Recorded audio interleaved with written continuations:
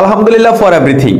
অবশেষে আমিও পেয়ে গেলাম সোনার হরিণ, সেটা হচ্ছে কন্টেন্ট মনিটাইজ। তো আজকে আমি এই ভিডিওটা স্ক্রিন রেকর্ড করে আপনাদেরকে এই জন্য দেখাচ্ছি যে অনেকের কন্টেন্ট মনিটাইজ আসার পরে ভুলভালভাবে সেটআপ দেওয়ার কারণে সেটা সমস্যা হয়ে গেছে। আপনি সোনার হরিণটা পাওয়ার পরও যখন আপনার হাতছাড়া হয়ে যাবে তখন আপনার কাছে ভীষণ ভীষণ কষ্ট লাগবে। আজকে আমি একটু আপনাদেরকে এই যে কন্টেন্ট মনিটাইজ সেটআপটা আমি দেখাচ্ছি। তো সেটআপে আমি ক্লিক করলাম, অ্যাড টুলসে ক্লিক করলাম। দেখুন আপনি কন্টেন্ট মনিটাইজের এখানে 2-3 বার ট্রাই করার পরে যখন দেখবেন হচ্ছে না, তখন আপনি একেবারে ফুল সেখান থেকে বের হয়ে যাবেন।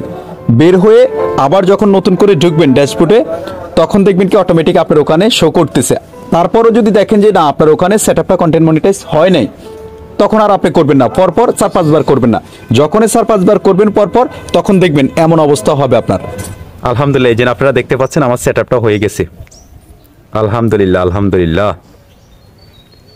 এই যে যখন সেটআপ হবে তখন আপনার এখানে অ্যাপ্রুভ, আমরা একটু এখন আপনাদেরকে ঢুকে দেখাবো প্রফেশনাল ড্যাশবোর্ডে। এই যে দেখছেন কত সুন্দর হয়ে গেছে, আলহামদুলিল্লাহ। দেখুন আমি কন্টেন্ট মনিটাইজকে সোনার হরিণ এজন্য বলেছি, কিংবা কন্টেন্ট মনিটাইজকে সোনার হরিণ এজন্য বলা হয় যে আমরা জানি ফেসবুক থেকে আগে শুধু অ্যাডস অন রিলস এবং ইনস্টাগ্রাম অ্যাড থেকে, কিংবা হয়তো কেউ লাইভ করলে সেখান থেকে টাকা পাইতো।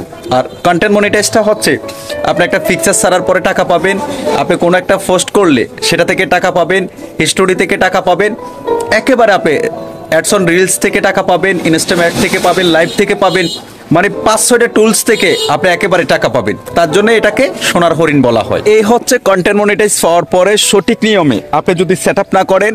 দেখেন অনেকে আমাকে ফোন দিছে যে ভাই আমি মনিটাইজ পাওয়ার পরও, এই যে এখানে একটা স্ক্রিন শট আপনারা দেখতে পাচ্ছেন, এমন আপনি যখন অ্যাক্সেস কন্টেন্ট মনিটাইজের জন্য অ্যাপ্লাই করবেন, সেটআপ দিতে চাবেন, তখন তারা এটা স্টপ করে দেব। বড় ধরনের সমস্যা হতে পারে, কারণ আপনি সোনার হরিণটা পাওয়ার পরও আপনার একটা ভুলের কারণে হাতছাড়া হয়ে যাবে।